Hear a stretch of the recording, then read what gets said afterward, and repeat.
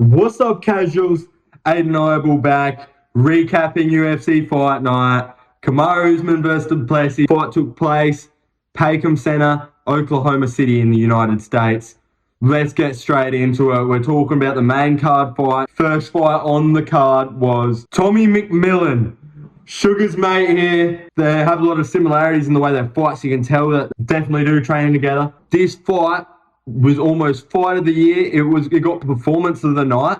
It was an incredible performance from Tommy McMillan. The result was him getting the finish in the third round via KO/TKO. I actually had a multi on this fight for McMillan to win via KO/TKO. Fight was going all the way into the third round, and I was thinking, fuck, this guy's tough as nails. I don't know how Tommy didn't get him out of there earlier.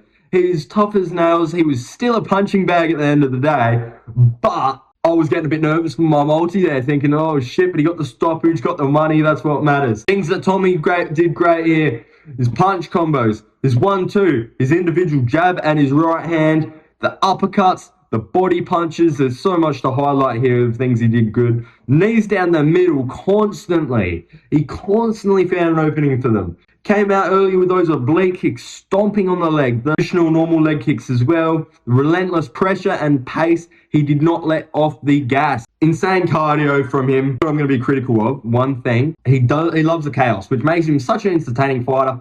I'm a fan of this guy. I like him. But because of his wild recklessness, there are defensive flaws in his game, and it got exploited a little bit at the end of the first round as he was popping off.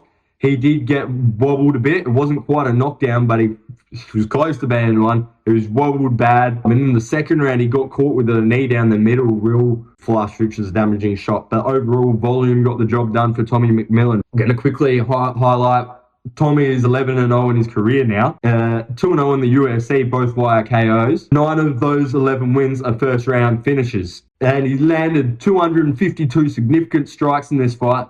Put him in a 5-rounder against another punching bag, and he might take Max Holloway's record away from when he fought Calvin Kattar. Tommy is almost like a modern-day Nick Diaz with the way he was fighting. He's got the cardio, he's got the forward pressure, he talks shit in your face the whole time. Not every shot he throws is the hardest, but he throws like multiple punches in bunches, and every now and then when he digs to the body or digs upstairs, that one shot, he'll turn the power up. Very Nick Diaz-esque. Tommy was also kicking the fuck out of this guy's legs. Every time this guy was on the ground and he was looking up and he was kind of just sitting there in total position with his back on the ground, clearly wanted to fight on the feet.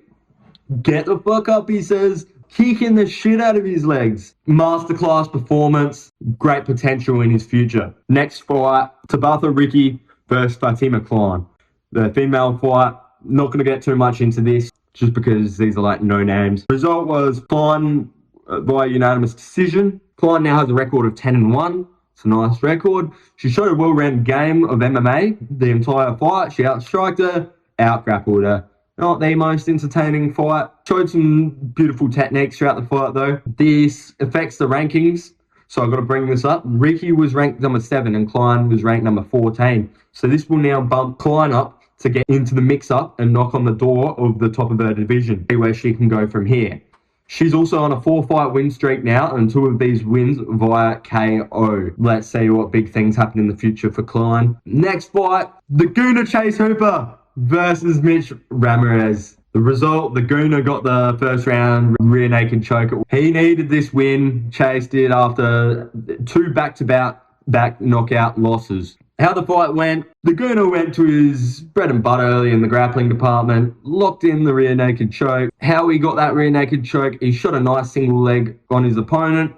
His opponent got back up, but while his opponent was getting back up, Chase still had a hold of that clench, got a nice trip to get him back down, then worked his way towards that rear naked choke. Hooper needs to work on his striking. He did land a couple nice shots, but just his presence on the feet, I can tell he's still not super comfortable there. Being at lightweight, there are a lot of dangerous killers on the feet there. So that's something, again, part of his game that's going to need to improve in the future. Grappling skills are looking dangerous, more and more dangerous each time out. He's also got 9 wins via sub. And there's only 4 significant strikes and 7 total strikes landed between both these fighters before Chase secured the takedown. Now, this is where we got lots to talk about, mainly focusing on the co-main and the main event for this video specifically today. Co-main event, Jared Cannonier versus CLD. Before I get into how the fight went and what CLD did well, I flopped hard on this pick. I thought with my heart instead of my brain. I knew as soon as I did the video, I was thinking about it, I'm like, CLD's going to win. What am I on about? But I just got this belief in Jared. I've always liked him and had a soft spot for him. Thought there was a way he could have got it done. But thinking back on it, way more ways to win. And I left this information out in the last video. Cannonier is ranked number 10, CLD is ranked number 12. The result in this fight, CLD won by a unanimous decision. Believe it was 2 rounds to 1. I honestly thought CLD won all 3 rounds. The only round that the judges would have had to give to Jared was the last round, which is very close, and I still gave CLD the edge. Jared really struggled to give CLD anything to respect on the feet, which is why he could not just stand with him. He was desperate for those takedowns, which he struggled to keep him down with. A lot of clenching in this fight, which I thought would be helpful for Jared. It was helpful for Jared in the fact of landing his dangerous elbows in the clench, because that's what he shown us something to do really well in previous fights. Wasn't enough. What CLD did good distance range management, used reach to his advantage as he does in every fight. Little bit of a pattern here. Looked physically stronger in certain positions. Way bigger. He had great speed, clearly quicker than Jared. Nasty knees, elbows, and spinning elbows. CLD loves that spinning elbow. Didn't land it every time, but certainly did land it throughout the fight. More than one occasion. The leg kicks and oblique kicks, again with CLD. Similar to McMillan's fight, but more so in this fight. CLD was absolutely stomping with those oblique kicks, especially at the start of the fight. Utilised them good. A few spinning kicks he added in there. It was very flashy at times. Explosive punch combinations. Dangerous, powerful, but very looping, but very quick. That's why it works. It will be problematic for CLD when he fights a higher level wrestling style, because Jared Cannonier was never known for a wrestling style. He was more known for being well-rounded, more of a striker. But when he fights someone that's got a really heavy wrestling base in their style, he will struggle and he will lose unless he focuses heavily on improving that part of his game. Jared landed some takedowns, but was incapable of keeping him down, which ultimately was the reason I think he lost the fight. If Jared could have controlled him there for more of those that time, then it may have been a different outcome. What pissed me off about Jared is he did get a little bit of control, but he did nothing with that control. I think at the end of the second round, it was looking like Jared was going to take I had Jared up in round 2, and it looked like he was going to take the round for controlling him. But then he got reversed in the last 10-15 seconds. CLD gets on top.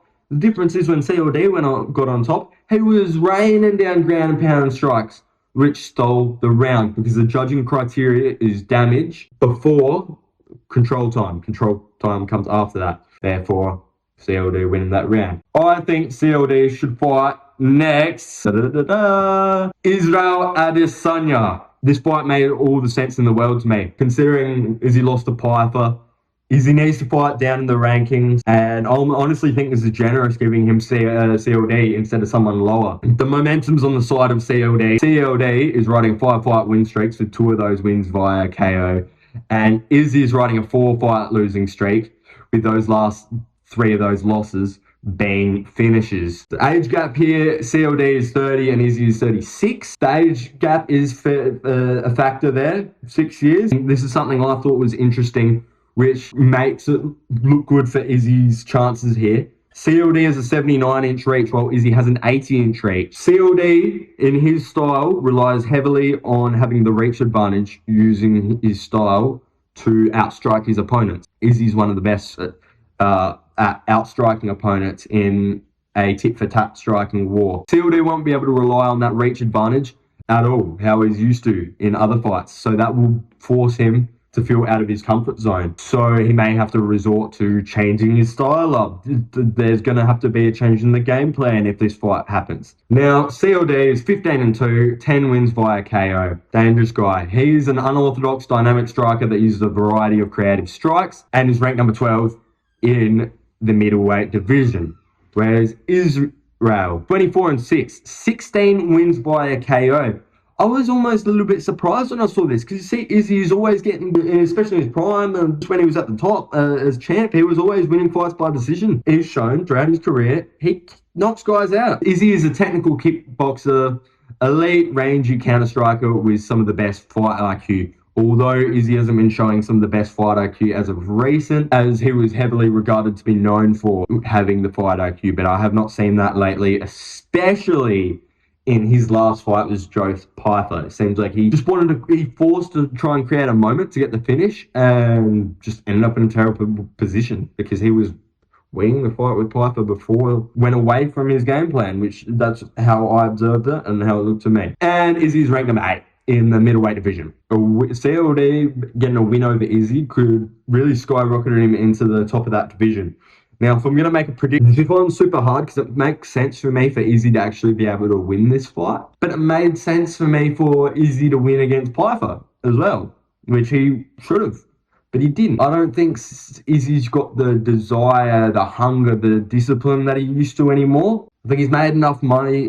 If this was years ago when Izzy was in his prime, I would say Izzy's been would win all day. But Izzy's given me no reason in his recent fight that he should win this fight. The biggest factor is that reach advantage. And with all that said and done, my early prediction here, it could change, but I feel like it won't, will be CLD via stoppage on the feet as well. Let's get to it. The main event, DDP versus Kamaru Usman. The fight that everyone and I was most excited of out of any of these fights. I was right with my picks here. The result was DDP winning by unanimous decision, 50-45. I personally thought the scorecards was 49-46, with Usman just scraping out that last round. It was still a close round. Now, I've got a photo here comparing my predictions from the last video. I found myself to be exactly right with how the fight went.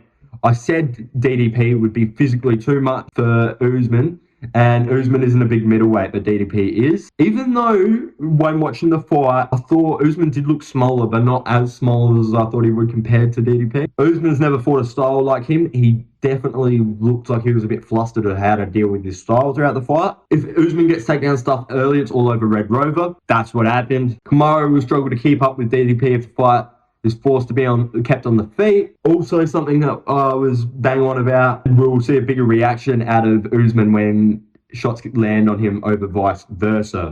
Definitely was key. I saw the reaction from Usman when he got hit. You could hear the sound of it, and the body language, the reactions was a big difference to how DDP would react when Usman landed strikes on him. The only things I didn't quite get 100% accurate is I said I was more confident with it being a stoppage over decision, but I did put decision in my predictions as well. So there's that. I don't know how Usman, the stoppage didn't come of Usman. Hit pretty hard, lots of times. Was out on his feet, was completely rocked so many times in this fight. He's just wobbling everywhere. His knees did this inward thing where they went in like, and the other thing, this is the one big thing that I wasn't as accurate about, that I'll take responsibility for, because I'm very self-accountable of what I do get right and what I say that is also not completely accurate. Usman's flaws defensive striking defense would be him moving back in a straight line laterally, not going off center line.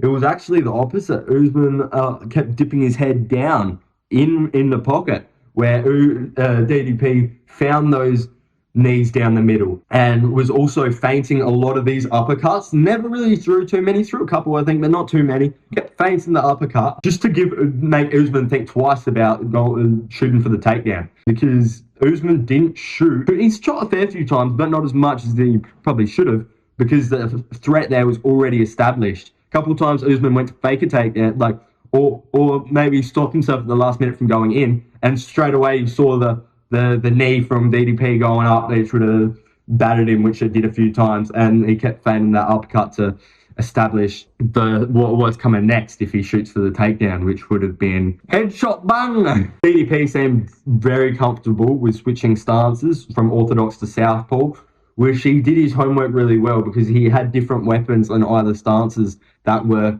working for him. The difference was here, DDP was throwing punches in bunches, or combinations, whereas Usman was only throwing 1 or 2 shots individually at the time. Things I want to highlight that DDP did really well here. Looked really good in every aspect of MMA. Striking accuracy was on point, as the biggest thing that I have to point out. His takedown defense was heavily improved from that Hamzat fight. Like I said before, tying the knees down the middle as Usman dipped his head or shot in for the takedown. The looping punches and the hooks, the unconventional jab and clean right hand. He does the jab not just like straightforward like this. It kind of goes a bit like he holds his hands like this and goes like angles down, like, and it kind of like when someone's guarding like this, it'll go like angling down into the guard, which gets through. I find that interesting. It works for him. I've seen it in other fights. I also said in my predictions that for DDP to win, he needs to utilize his kicks, which he did as well. Damaging head kicks breaking through the guard that rocked Usman as well many times. Leg kicks were adding up as well as the body kicks. So really utilize those kicks, as I said. He looked way quicker and more powerful than Usman. The only critique I've got to give DDP here is he was visibly gassed in the last round, which caused him to drop that last round. Don't matter when you're 1 or 4 rounds before that. It was an absolute dogfight. We've got to talk about Kamaru here. He got rocked so many times during this fight, from knees, high kicks, and punches. But what I don't understand is some of these times he kept getting rocked, he kept looking at the ref as if the ref was going to save him and help him out. Mate, you got to fight. You got a dangerous guy in front of you. You kept looking pissed off at the ref. There was a few of those timeouts. It looks like he was just trying to buy himself a bit more time. I think age is catching up to him. I really think Usman should have called the career there and retired. If he doesn't, he needs to go back down to welterweight, because guys at middleweight, too big for this guy. But DDP's next fight, Sean Strickland. These guys have fought twice before. This will be huge. Everyone wants to see it. This will make for a very competitive and entertaining fight. DDP, I know I've talked about this in a couple of my other videos. I get a bit antsy about it. This is a touchy subject for me. DDP has 2 wins over Sean Strickland. DDP is shown to be the closest opponent to be Strickland's kryptonite out of any opponent, I think, in his division.